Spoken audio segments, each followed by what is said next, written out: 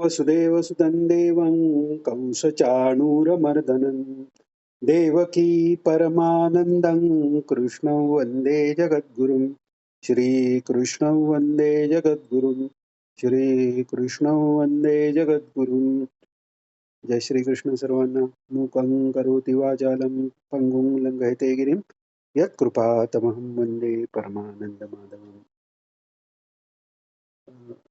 मागच्या कक्षेत आपण 18वा अध्याय 9व्या श्लोकापर्यंत आलेलो होतो. या अध्यायाची सुरुवात अर्जुनांनी विचारलेला प्रश्नापासून झालेली आहे. तो प्रश्न किंवा विनंती म्हणता येईल ती अशी की संन्यास आणि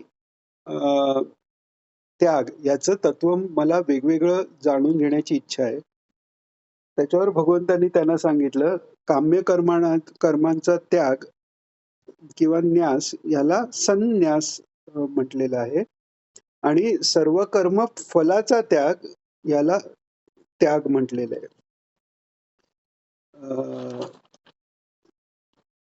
तर आणि मग त्याच्यानंतर कर्म हे दोषयुक्त असल्यामुळे कर्म हे मायेच्या राज्यातलं असल्यामुळे ते त्याग करण्यायोग्य आहे असं काही विद्वान म्हणतात. असं काही विद्वान म्हणण्यापेक्षा मनीषिणा म्हणजे जे अनालिटिकल माइंडचे आहेत, जे अनालिसिस करतात किंवा मनाने विचार करून काही ठरवतात, त्यांचं मत आहे असं मत आहे हे भगवान सांगतात. पण तरी पण यज्ञदान तप कर्म यांचा कधीही त्याग करू नये हेही भगवान सांगतात. आणि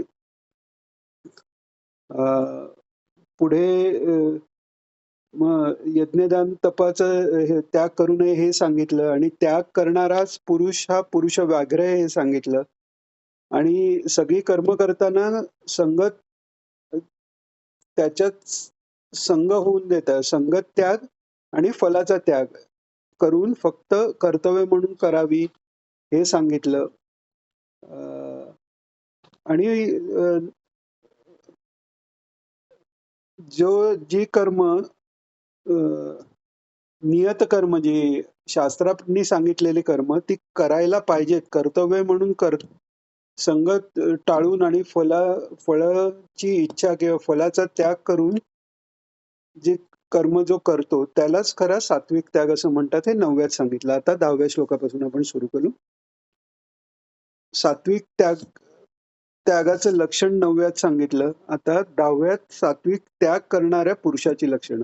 म्हणजे आपला त्याग सात्विक होतो की नाही हे आपल्याला जर समजायचं असेल तर सात्विक त्याग करणाऱ्या पुरुषाची जी लक्षणं आहेत ती आपल्यात आलेली आहेत की नाही हा मापदंड त्याच्यावर आहे. किंवा जर दुसरा एखादा आता दुसऱ्याची आपण सात्विक आहे का वगैरे ही परीक्षा करू नये, पण कदाचित कोणाला गुरुचा लाभ झाला नसेल किंवा एखादी व्यक्ती किंवा एखादी आसामी आपल्याला जर वाटली की गुरु होण्यायोग्य आहे तर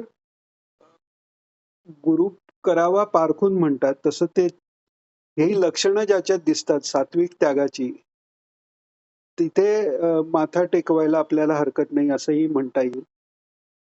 तर सात्विक त्याग करणारा सात्विक त्यागी पुरुषाची लक्षणं आता भगवान सांगतात. न द्वेष्ट्य कुशलं कर्म कुशले नानुषज्यते त्यागी सत्व समाविष्टो मेधावी छिन्न संशयः. न द्वेष्ट्य कुशलं कर्म कुशले नानुषज्यते म्हणजे जो पुरुष अकुशल अशा कर्माचा द्वेष करत नाही. म्हणजे दुसरा कोणीही कर्म करताना अरे अरे हा असा कसा करतो, हा चुकीचं कर्म करतोय असा जो विचार करत नाही किंवा कुशल कर्म जे आहे त्याच्यातही आसक्त होत नाही. म्हणजे कुशल कर्माचा द्वेष करत नाही म्हणजे स्वतःकडनंही काही कर्म व्यवस्थित प्रकारे झालं नाही म्हणून त्याला अरे माझ्याकडनं हे कशाला झालं अशी गिरीट पण नाही किंवा दुसऱ्याकडनंही झालं तरी त्याच्याबद्दल काही नाही. आणि माझ्याकडनं चांगलंच कर्म व्हायला पाहिजे, हे आसक्ती सहित म्हणजे कर्मफलाची आसक्ती तसं मी केलेलं कर्म चांगलंच झालं पाहिजे आणि ते चांगलंच आहे असं जर आग्रह झाला तरी ती एका प्रकारची आसक्ती झाली. तरी अशी कुशल कर्माची मध्येही जो आसक्त होत नाही, तो त्यागी, त्यागी सत्व समाविष्टो मेधावी छिन्न संशयः. तो त्यागी जो आहे तो सत्व समाविष्ट म्हणजे त्याच्यात सत्वगुण पूर्ण समाविष्ट झालेला आहे. म्हणजे अंतरंगात गेलेला आहे. इतका तो अंगी भिनलेला आहे सत्वगुण आणि तो मेधावी आहे. मेधा म्हणजे बुद्धी. मेधावी म्हणजे बुद्धिमान. बुद्धिमान आहे. आता ही मेधावी म्हणताना बुद्धीला मेधा केव्हा म्हणतात? जेव्हा ती बुद्धी सद्बुद्धी असते तेव्हा. सद्बुद्धी कोणती? जी सत्तत्वापर्यंत पोचते ती सद्बुद्धी. त्यामुळे मेधावी हा बुद्धिवान म्हणजे जो ज्ञानाचा विचार करून ज्ञानापर्यंत पोचतो तो झाला. तो छिन्न संशय आहे. मेधावी म्हणूनच आहे. संशय सगळे गेल्याशिवाय त्याला मेधावी म्हणता येत नाही किंवा मेधावी असल्यामुळे त्याचे सगळे संशय गेलेले आहेत. दोन्ही प्रकारे आपण हे म्हणू शकतो. आणि त्यामुळे तो छिन्न संशयरहित असलेला हा खरा त्यागी आहे हे भगवान सांगतात. आता पुढे सांगतात भगवान 11व्या श्लोकात, न हि देहभृता शक्यं तक्तुं कर्माण्यशेषतः यस्तु कर्मफल त्यागी सत्यागीत्यभिधीयते.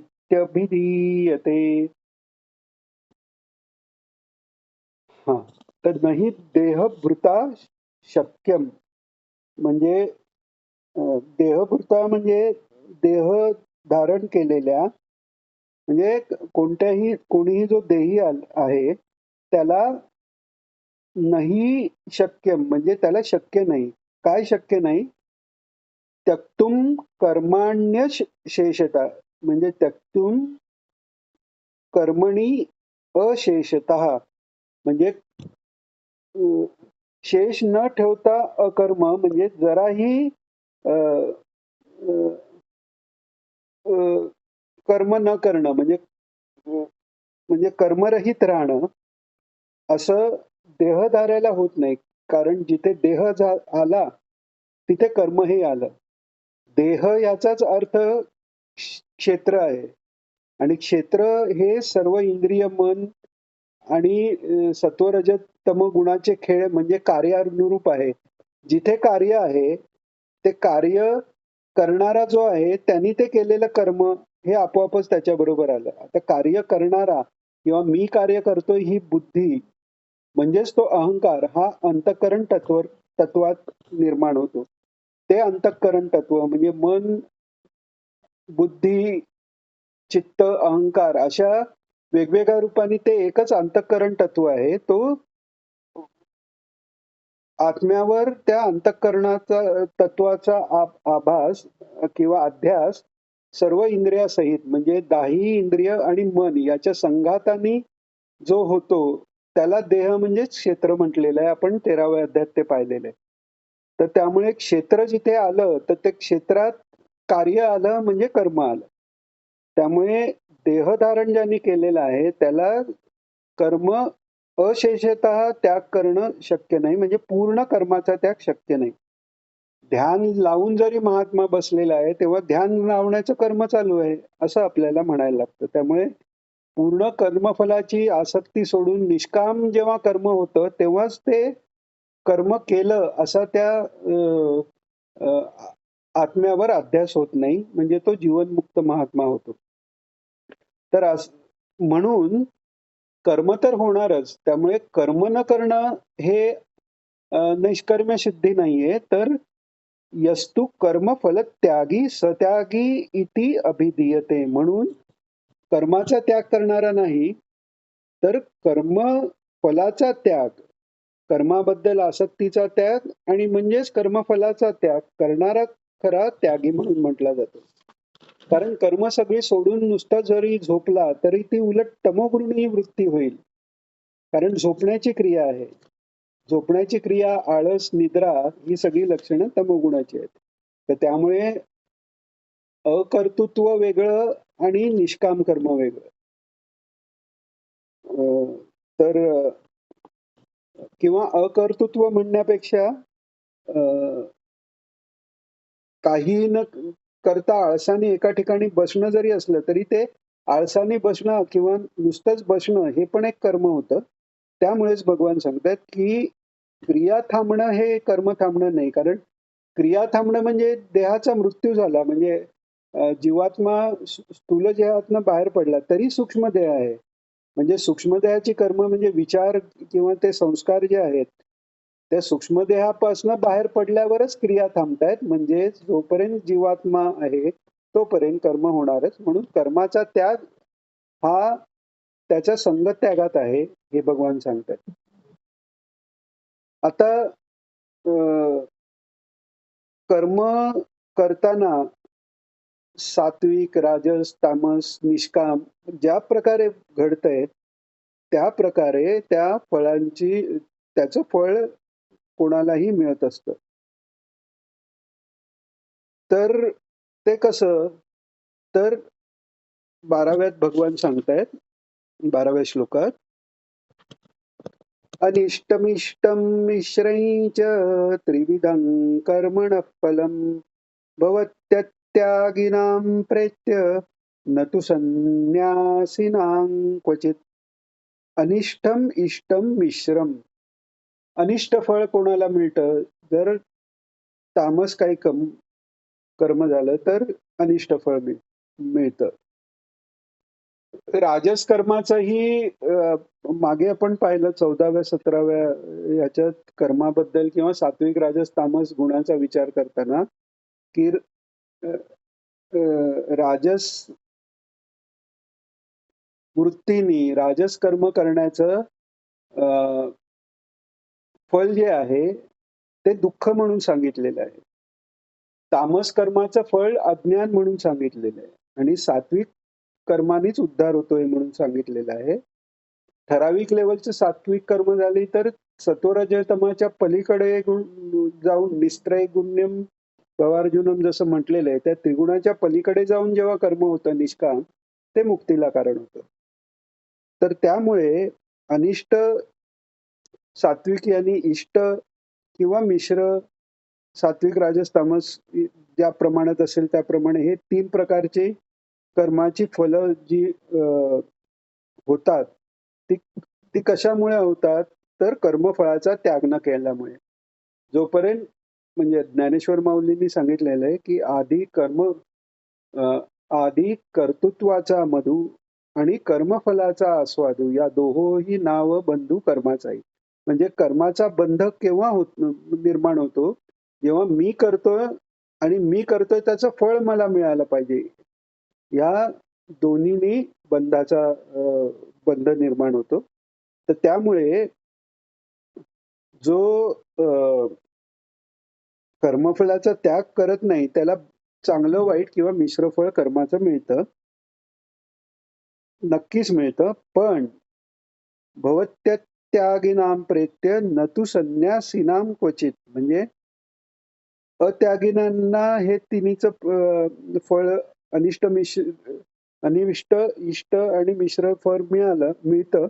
पण संन्यासींना काही ते मिळत नाही. कारण संन्यासी हा कर्म मी करतच नाही ही त्यांची भूमिका असते किंवा कदाचित मीच नसतो त्यांच्यात.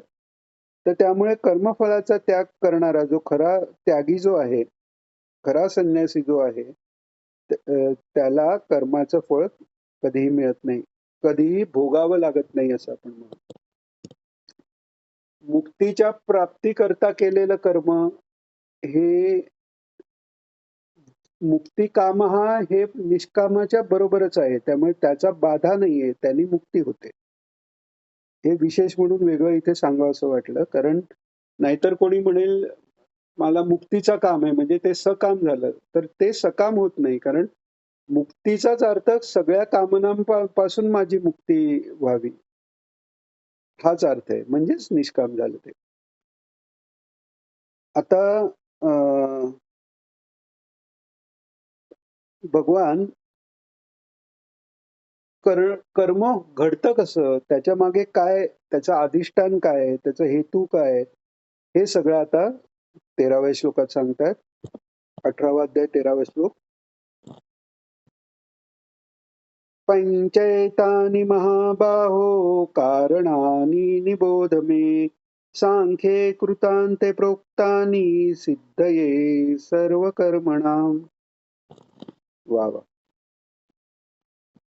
पंचैतानि म्हणजे पंच एतानी, ही जे 5 कार्य आहे, 5 गोष्टी आहेत. कोणत्या गोष्टी किंवा कोणती कारणं? पंचएतानी महाबाहो कारणाने, म्हणजे ही 5 जी कारणं आहेत ती महाबाहो अर्जुना, इथे अर्जुनाला महाबाहो म्हटलेलं आहे. आता महाबाहो का म्हटलेलं आहे आतापर्यंत आपण बऱ्याच वेळा एक्सप्लेन केलेलं आहे. तर पंचएतानी कारणानी, ही 5 जी कारणे आहेत ती महाबाहो अर्जुना निबोध मे. निबोध मे म्हणजे तू व्यवस्थित त्याचा बोध करून घे, म्हणजे तू चांगल्या पद्धतीने जाणून घे. मे म्हणजे माझ्याकडून. हे भगवान सांगतायत.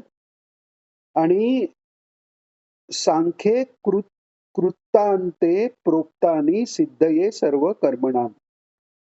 सांख्ये म्हणजे सांख्य योगात किंवा सांख्य शास्त्रात म्हणता येईल, सांख्य योगात कृतांते म्हणजे कृत अंते म्हणजे कृत म्हणजे कृती करण्याचा अंत म्हणजे कर्म संपवण्याची जी जे उपाय सांगितलेले आहेत प्रोक्तानी म्हणजे सांगितले गेले आहेत ते माझ्याकडून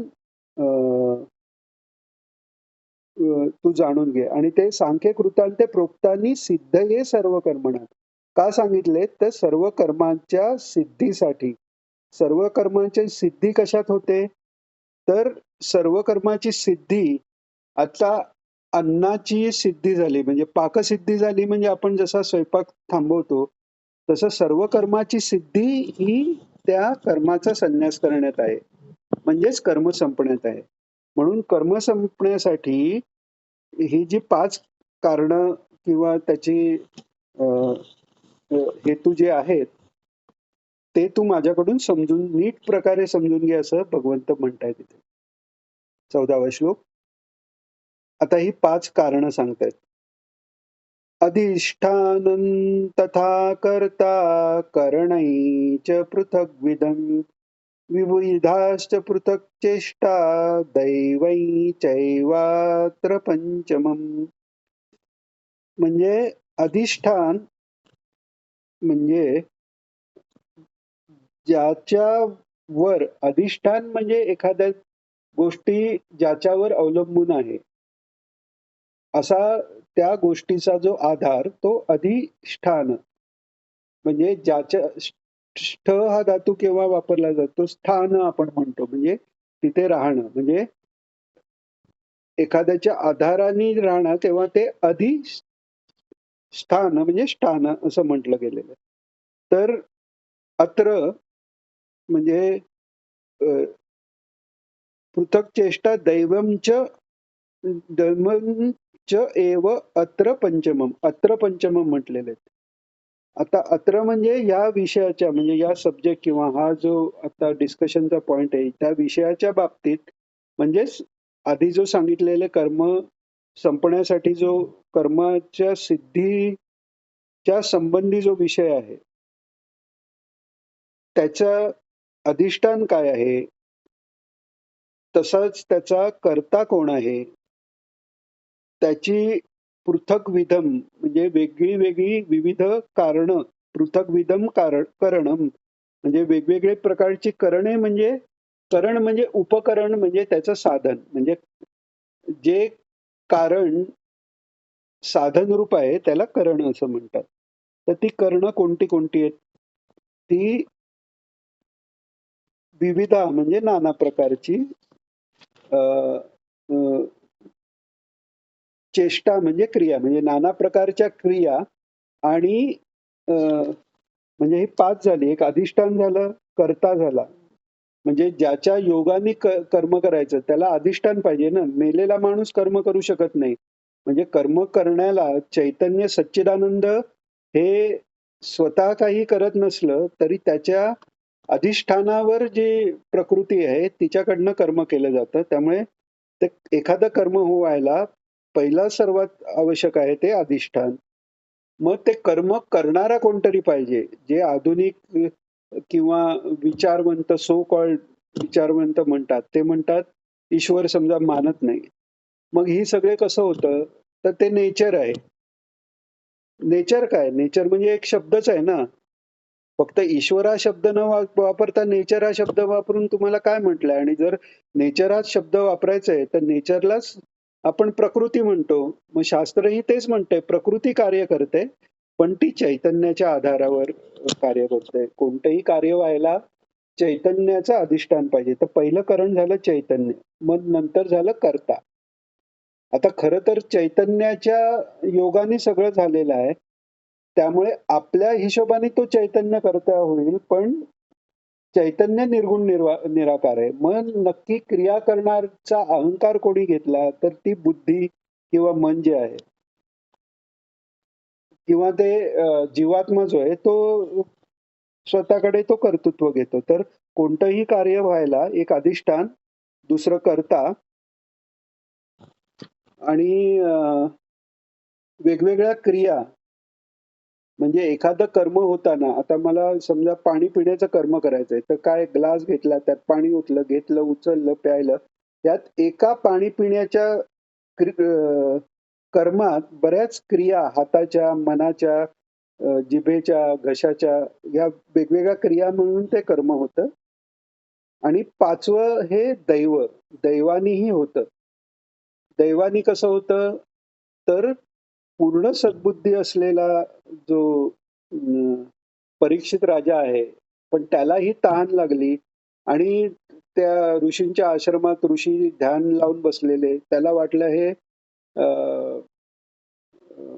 माझ्याकडे दुर्लक्ष करतात म्हणून मेलेला साप त्यांच्या गळ्यात त्यांनी घातला. आणि मग म्हणून तो मेलेला साप वडिलांच्या गळ्यात बघून ते ऋषीपुत्र त्याला शाप देतात, की तक्षकाकडनं 7व्या दिवशी तुला तक्षक दंश करून तू मरशील. आता हे का होतं? तर त्यावेळी शिकारीला जाताना राजसूय यज्ञाच्या वेळी जरासंधासहित सगळ्या राजांचा, दुष्ट राजांचा यांनी पराभव केलेला होता पांडवांनी. तर त्या जरासंधांचा मुकुट त्या पांडवांच्या खजिन्यात होता. तो परीक्षित त्या दिवशी घालून गेला. त्या जरासंधाच्या बुद्धीचे संस्कार त्या मुकुटावर झाल्यामुळे याचीही तेव्हा बुद्धी झाली.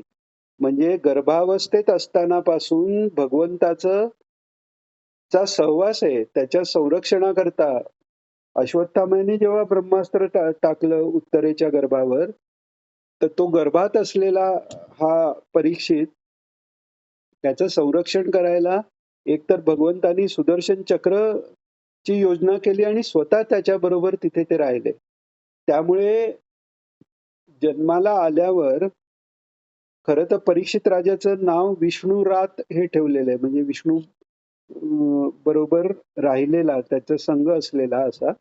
पण तो जन्मल्याबरोबर आत्तापर्यंत जे दिसत होते ते भगवंताचं रूप कुठे दिसेना म्हणून इकडे तिकडे पाहायला लागला. तो परीक्षा करायला लागला, की ते मला ज्यांचं दर्शन होतं ते कुठे गेलं. म्हणून त्यांचं नाव परीक्षित आहे. एवढा मोठा राजा आणि कलियुग भगवान जेव्हा वरकरणी इथून अदृश्य झाले, निजधामाला वैकुंठाला गेले, तेव्हाच खरा कलियुग सुरू झालेला आहे. पण त्या युगालाही त्याचाही बंदोबस्त या परीक्षित राजाने केलेला आहे. त्याला मारायला निघाला. मग कलियुगाने त्याची प्रार्थना केली आणि सांगितली, मला ब्रह्मदेवाने योजलेलं आहे आणि त्याच्या याचा भाग आहे. अशा यांनी त्याला मग त्यांनी सोडलं. काही कंडिशन घातल्या, की भगवत भक्तांना तू त्रास देणार नाही वगैरे वगैरे. हे फार असे ते सगळे परीक्षित रागाचे गुण सांगायला गेले तर भरपूर आहेत. पण त्यावेळी दैव आड आलेलं आहे त्याचं आणि त्याला ते मुकुट घालायची बुद्धी झाली आणि मुकुटाच्या संस्काराने असं वेगळंच वर्तन त्याच्याकडे गेलेलं आहे.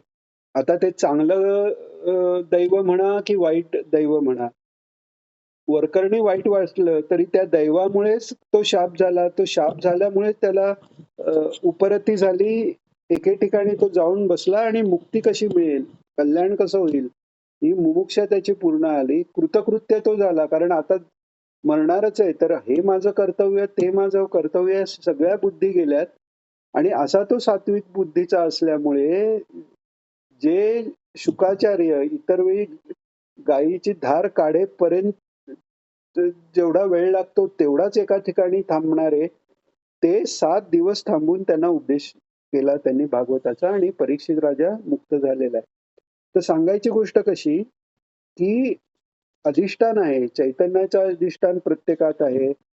त्याच्यानंतर कर्ता म्हणजे हे मनबुद्धी आहेत, सगळी इंद्रिय आहेत आणि ते एखादी गोष्ट करायला वाटण्यासाठी वेगवेगळी काही कारणं ही आहेत किंवा करणं म्हणजे त्याची इंद्रिय सगळी आहेत. त्या इंद्रिय, ज्ञानेंद्रिय, कर्मेंद्रिय त्याच्याद्वारे वेगवेगळ्या क्रियांनी वेगवेगळं कर्म घडतं.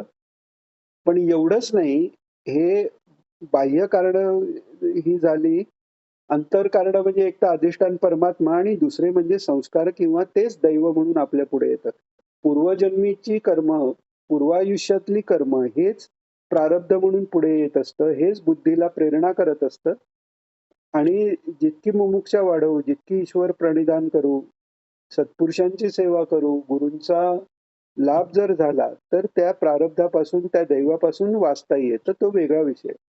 पण मुख्य एखादं कर्म घडताना या 5 गोष्टी सांगितल्यात. कोणत्या? एक तर अधिष्ठान, कर्ता, निरनिराळ्या प्रकारची करणे, मुख्यत्वे करून ज्ञानेंद्रिय, कर्मेंद्रिय आणि अंतःकरण तत्व, मन, बुद्धी, चित्त, अहंकार, वेगवेगळ्या क्रिया आणि दैव ह्या 5 गोष्टी सांगितल्या. आता 15वा श्लोक. शरीर वाङ् मनोभिर्यत् कर्म प्रारभते नरः न्यायं वा विपरीतं वा पंचैते तस्य हेतवः. आता याचे पंचहेतू म्हणजे कारण काय आहेत? कशाची? तर शरीर वाङ् मनोभिः. शरीर म्हणजे शरीर, वाङ् म्हणजे वाणी आणि मन, काया वाचा मनाने आपण जसं म्हणतो ते शरीर, मन आणि वाणी यांचे द्वारा जी जे कोणतेही कर्म मनुष्य करतो ते म्हणजे शास्त्राला अनुसरून म्हणजे न्याय्य म्हणजे न्यायाला म्हणजे जे योग्य आहे, कोणावरही अन्याय न करणारं म्हणजे शास्त्राला अनुसरून जे कर्म आहे ते करणं किंवा त्याच्या विरुद्ध आचरण करणं, ह्या दोन्ही गोष्टी ज्या कायावाच्या मनाने, मन, वाणी आणि शरीराने होतात, त्याची 5 कारणं असतात. आता ती 5 कारण कोणती? अ, अ, तर हे वर आपण सांगितले ते 5 करणं किंवा कारणं ही 5 करणं मगाशी सांगितली. आता 5 कारणं हे भगवान सांगतायत. 16वा श्लोक. तत्रैवं सति कर्तारम् आत्मानं केवलं तु यः पश्यत्कृतबुद्धित्वान् न स पश्यति दुर्मती. तत्र एवं सति कर्तारम म्हणजे तत्र एव म्हणजे तिकडे, तत्र म्हणजे त्या विषयाचे, त्या बाबतचे म्हणजे कर्म होण्याबाबत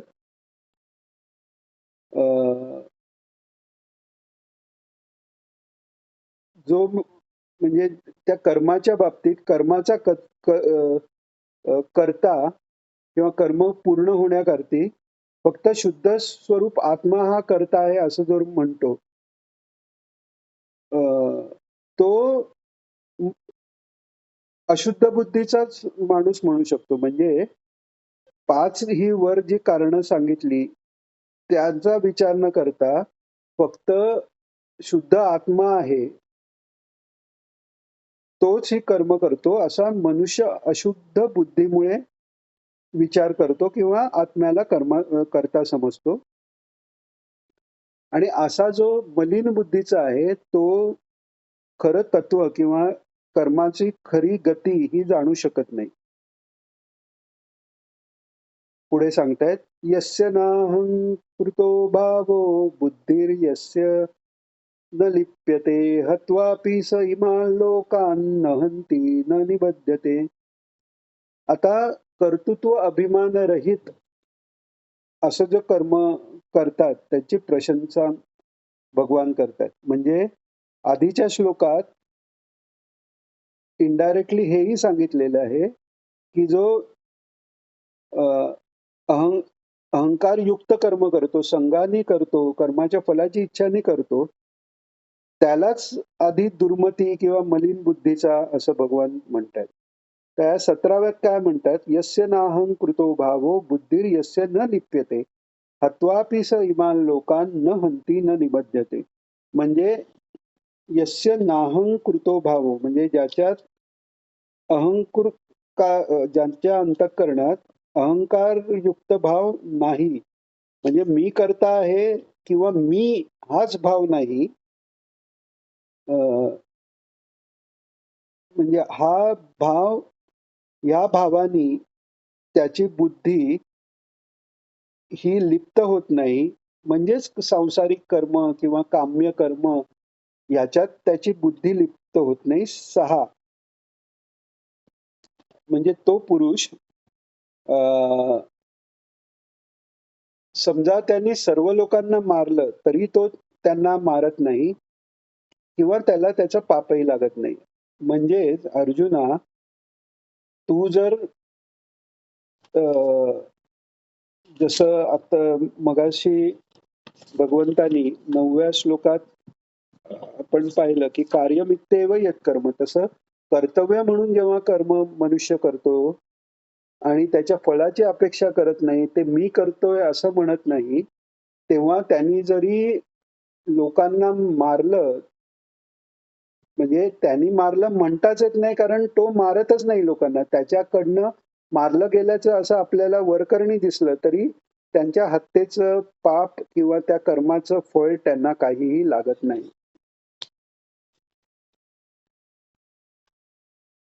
हा खूप मोठा सिद्धांत आहे. गांधीजी गांधीजी म्हणून गांधीजींचा उपयोग करून जे लोक सो कॉल्ड देशाचे नेते म्हणून पुढे आले, त्यांनी आपले मुलीलाही, ज्यांच्या विरुद्ध आपण स्वातंत्र्य संग्राम करतो त्याच इंग्रजांच्या देशात शिकायला पाठवलं. त्यांच्या तिकडे प्रॉपर्टीज होत्या. असे गांधीजींचा जो मिसकन्सेप्ट आहे त्याचा फक्त फायदा या लोकांनी करून घेऊन इंग्रजांनाही तो अनुकूल होता, कारण त्यांना त्याचा त्रास नव्हता. म्हणून त्यांनी म्हणतात की यांना मोठं करून स्वतःची तुंबडी भरून जेव्हा दुसऱ्या महायुद्धानंतर देशातनं जे काही लुटायचं लुटून झाल्यावर तो देश सांभाळता येत नाही म्हणून हवाली केला. पण चुकीच्या पद्धतीने म्हटलं जातं की या अहिंसेनी हवाली झाला. तर ही अहिंसा नाहीये, उलट हिंसा करणाऱ्यांना हिंसा करून देणं आणि त्याचा प्रतिकार क्षात्र वृत्तीने न करून देणं क्षत्रियांना, ही उलट हिंसा होते. हे आपण आधी बघितलेलंच आहे. तर त्यामुळे हा श्लोक इतका महत्वाचा आहे की यातनं आपल्याला कळतं की कर्तव्य म्हणून तुम्ही जेव्हा काही वर्करनी शरीराकडनं काही हत्या झाल्याचं वाटत असेल तर ती खरोखर हत्या नसते, त्याचा काही दोष त्या माणसाला लागत नाही. आज इथेच थांबू. वेळ झालेली आहे. प्रार्थना घेऊया. योगेशं सच्चिदानंदं वासुदेवं व्रजप्रियं धर्मसंस्थापकं वीरं कृष्णं वन्दे जगद्गुरुं. श्रीकृष्णं वन्दे जगद्गुरुं. श्रीकृष्णं वन्दे जगद्गुरुं. जय श्रीकृष्ण सर्वांना.